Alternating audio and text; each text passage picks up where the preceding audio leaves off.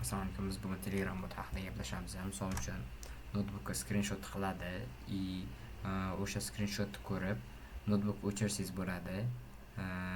Или просто screenshot olsangiz bo'ladi qachon xohlasangiz. Bot start bo'lsa bo'ldi. Men o'chirmasdan просто screenshotni olishni ko'rsatib o'taman. CMD qilib start qilamiz. Terminal ochib olamiz.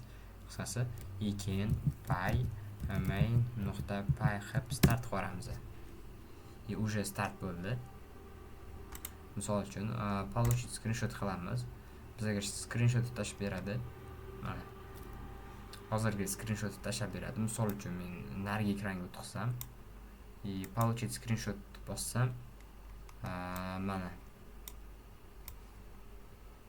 bizga yozib beryapti. 132 degan narsa olib beriladi.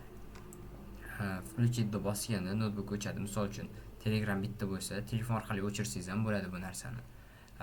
Yana bu haqida gaplashamiz. Xudo xohlasa, keyingi safar Telegramdan ma'lumot olishlar haqida botni ko'rib chiqamiz.